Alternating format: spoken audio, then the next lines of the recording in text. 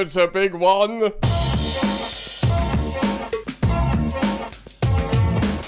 Yo, what's going on, people, and welcome back to Football Therapy with me, your host, Jan. I hope you're all doing well, friend.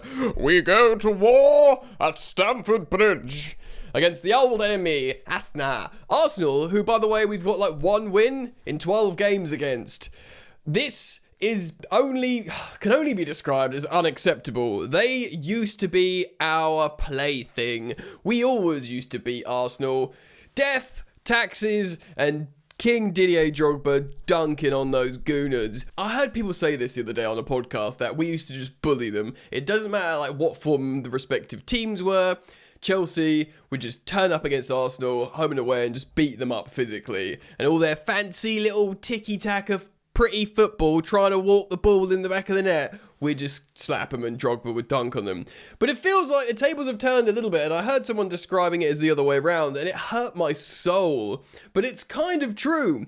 Mikel Arteta sort of built the team of the bigger boys, the bullies, and not that we've been probably in recent years a bit soft. Now, it's been a long time. Remember when we won the league under Mourinho and then we finished 10th? We still did the double over Arsenal. It was Chelsea heritage, you know, despite us being in like the sort of nadir at the time of you know, how bad things have got. I know it got really bad quite recently under Graham Potter, but we still did the double over Arsenal, slapped them up. Things have got to change. They are a very good team. They are threatening to win all trophies at the moment. Certainly looking for that first league title in over 2 decades. Got an eyelash stuck in my eyelid, you know, so that's really massive for them, and they've never won a Champions League. Sorry, I'll say that again for those of you who didn't hear. They've never won a Champions League, but they're possibly favourites to win both, which just turns my stomach. I'm going to pause the recording and try and get this thing out of my eye. Right, something might still be stuck in my eye, but we moved. I'm here to talk about Chelsea versus Arsenal, of course. At home in the Bridge, there's some really hugely positive injury news. Of course, many of you will see in the headlines, Cole Palmer has returned and is available to start. Mind games from Maresca again? Because apparently he said originally he won't be available for Barca, he won't be available for Arsenal. But there was a few percolating suspicions in the background that he might be, you know, featuring in the Arsenal game. Who knows? Off the bench. And of course, he'd since been photographed training, and you can't really hide that. So everyone was like, I mean, you can control what media goes out. But maybe he's trying to mess with Mikel Arteta, make Arteta prepare for a game with Cole Palmer in the number 10 and then start Enzo Fernandez in the 10. We'll speak about that. I've got a lineup. So it could be mind games from the Chelsea manager. We will see. But not only Cole, Dario Asugo. So we're going to speak about that in just a second. But thanks for joining me, guys. As always, daily content here. Of course, we hit, for those of you not daily visitors, just returning, we hit over 200,000 subscribers and some. We're going good, so feel free to join the fun, like and subscribe, drop your hype points, all that nice stuff that helps us content creators out a bunch. I really do appreciate it, man. And let's start off with the reintroduction of Dario Asugo. So yes, he has returned to team training. Now, I thought he would be coming back in perhaps the new year. Perhaps I'd not been paying close enough attention to this, but he's been training with the full team, and apparently he is available soon. So that is huge positive news.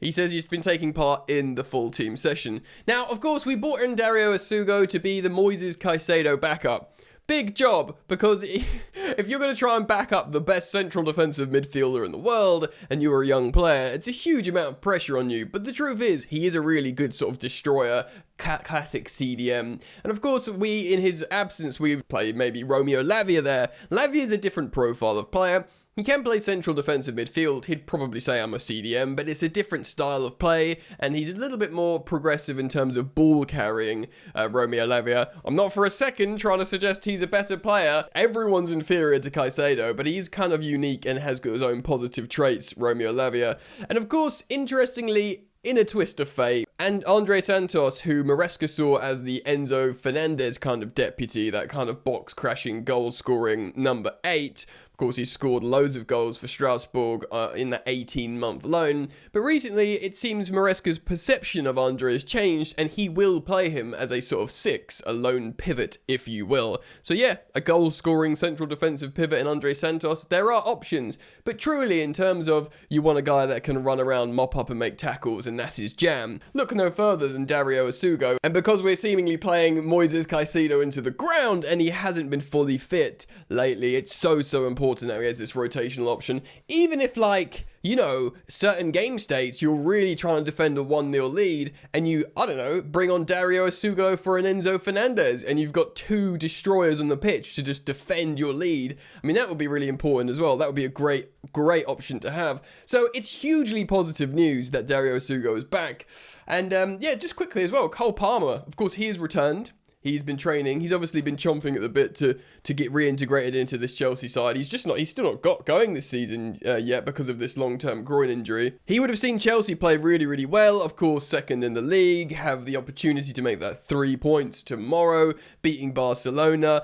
Everyone getting incredibly excited about young Estêvão Willian, and he'd be thinking, this is my team, bro. Come on, I'm the superstar. And Maresca, to his credit, has been reminding people and highlighting, yeah, this is Cole Palmer's our best player. We always want him. So he would have thought, okay, my groin injury's better. I'm ready. He stubbed his toe, of course. But now he is ready to be reintegrated into the team. So suddenly, Chelsea are looking really good. Of course, we've got Romeo Lavia out, Levi Colwill out, so they are really important players, but we've got a good squad, and, you know, maybe this whole sort of Club World Cup fatigue, uncertainty, because once you pass this sort of festive period, you'll know how much you would have suffered from that. But I think we're going to navigate it and be okay. So let's get into this game and let's talk about Arsenal a little bit. So yes, Arsenal slapped up Bayern Munich 3-1, the same scoreline we lost to them. Of course, we were away and they were at home. They set up, as you can see on the screen, of David Raya in goal, Timber, Saliba, Mosquera, and Miles Lewis-Skelly at left back, though I do assume Calafiori will be at left back to start against Chelsea.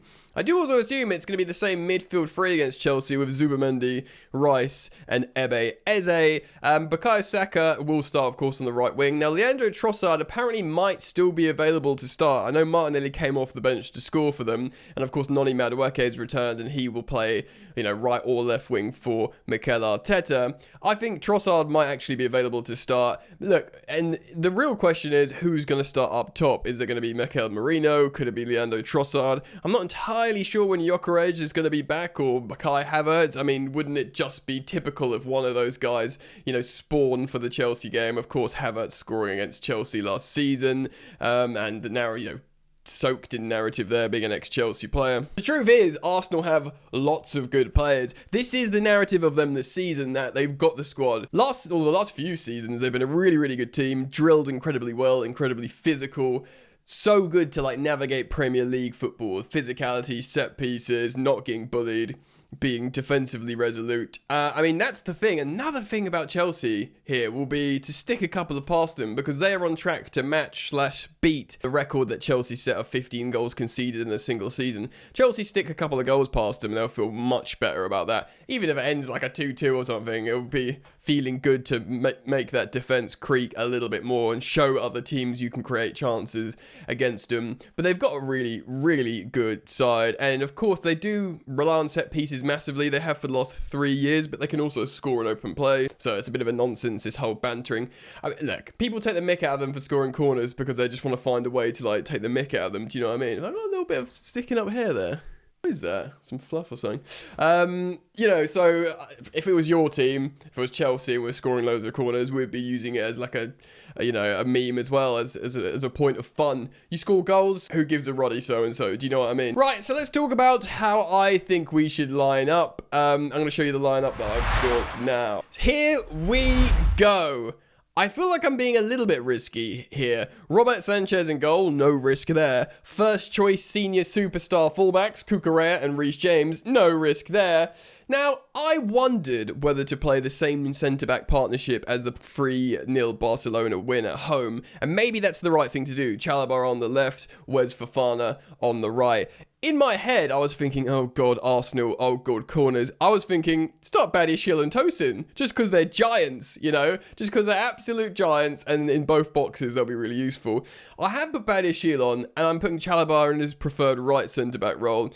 I would totally accept the same centre-back partnership of Wes and Chalobah if they're both fit and good to go. Of course, the feeling's good, the feeling's positive, but Wesley, his injury issues have made me think, can he play every 3 days? Maybe not for the moment, so I'm going with Badiashile and Chalobah. And although Tosin is very tall, I'm not going to, have him for this game because he's not been playing great, and just to throw him in against Arsenal, I think it's a little bit risky. I'm going for a double. Of course, Caicedo starting. And of course, Fernandes is starting. He's in scintillating form, Enzo. He's playing incredibly well. And you need, in the game of this high profile, and they've got a lot of leaders and big characters, Arsenal, we need all outs on the pitch. So that means Enzo Fernandez is on the pitch as well as Reece James. Which, of course, brings us to the attacking four. Now, I'm going for no mind games from Enzo Maresca and just legitimately saying Cole Palmer's ready and he's fit to start. And I'm starting him. If Maresca's true to his word that you always want Cole Palmer on the pitch, he's our best player.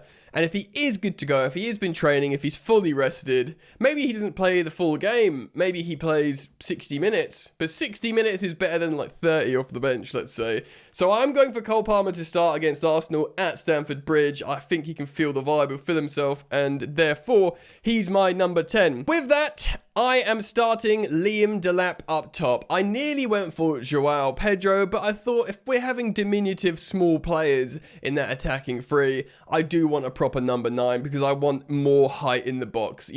James isn't the tallest, Cucurella isn't the tallest. We need as much height as possible, especially against a big, tall Arsenal team. I think Delap's important to be a little bit of like robustness in there. And again, he could play 60 minutes and João Pedro could come on. I think Garnacho is just first choice left winger, so I don't expect to see Jamie Gittins come in to start here. I think he'll come off the bench. And similarly, Estêvão, who played, from the start against Barcelona, I think he will come off the bench against tired Arsenal legs. It's such a tactical, physical battle, Arsenal. Barcelona was always going to be different. It was always going to be space. There was always going to be this high line. I think you need Neto. I nearly put Neto in the false 9 and start Estêvão on the right with Palmer in the 10, but I just thought there's no physicality here. These are all just tiny little diminutive slim players against a big bullying Arsenal.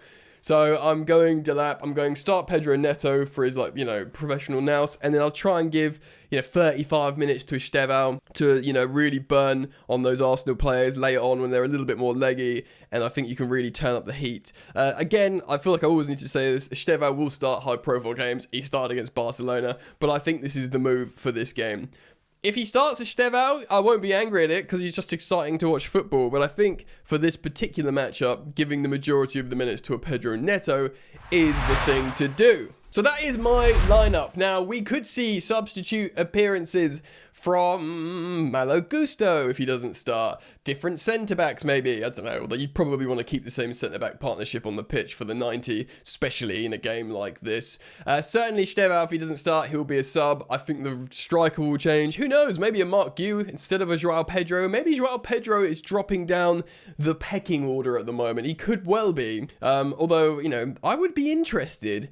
Maybe not in a game like this, but I would be interested to see João Pedro deployed on the left a little bit, like he has done before, just to see what he does. Garnacho trying to run into space, but, seeing an attacking three of João Pedro, Cole Palmer, and a Neto or an Estêvão behind a striker like Delap, that's very, very tasty. Of course, what you'll notice here in my lineup is I've gone with a bit more attacking, because of course, we've seen against Barcelona, what I predicted correctly, Reece James and Caicedo in a double pivot. Now, that's really defensively resolute, which means Enzo Fernandez plays in the 10, which is nowhere near as attacking as Cole Palmer. Again, I wouldn't be totally against that if I saw it, now, which means Cole Palmer comes off the bench.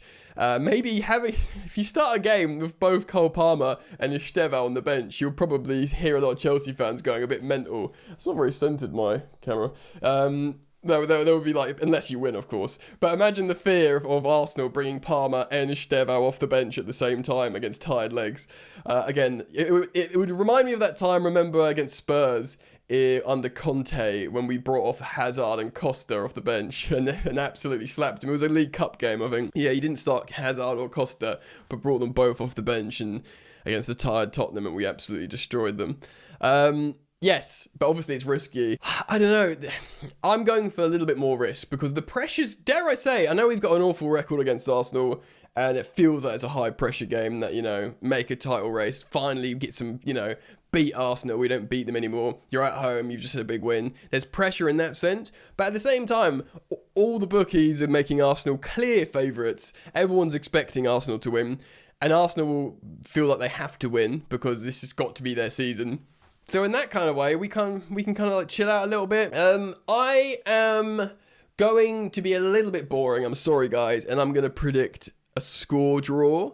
I don't think we're quite there yet. I just think this Arsenal team are at the peak of their powers. And I actually think it's a result that is so boring to say, but I think it's a result that both teams would take, keeping that, that gap at 6 points for them to Chelsea. Chelsea not losing to what they would deem the best team in Europe at the moment. I'm going to go 2-2, a 2-2 draw. And it's probably a result that at the moment both managers would accept. I don't know if they'd take it if you offered it to them, but they wouldn't be too upset about it. Obviously, I'd love for us to win. I'd love for us to batter them. I'm not sure anyone batters this Arsenal side at the moment. But who knows? Maybe we nick a 2-1 or something. I'd love that. But I just, I have a feeling that they score goals. They will score goals, but so will we. Even against a great defence, because we're just sort of pretty irresistible at the moment, Chelsea's attack. But our defence, even though it's been good, it's not this like solid proven unit. So I feel like, we'll probably get like a undone set piece, sadly. Anyway, hopefully it's a good game. It's a good clean fight. Let me know your thoughts. Please do leave them down in the comment section. I'll be very keen to learn your thoughts. And man, thank you for liking. Thank you for subscribing. Keep it locked to Football Therapy. And I will see you back here, hopefully, very soon. Peace. You ain't so tough with that bad boy tuck. I'ma get it how I'm living. I'ma walk the walk. Outline my lines, I rap through thought. Body bag the verse, outlined in chalk. In my life seen trouble, hustle on the double. Silence on the trigger like my pick got a muzzle. Yo, chick like to guzzle, bad boy stay in trouble. I only love this paper, sorry I don't. I laugh me, baby.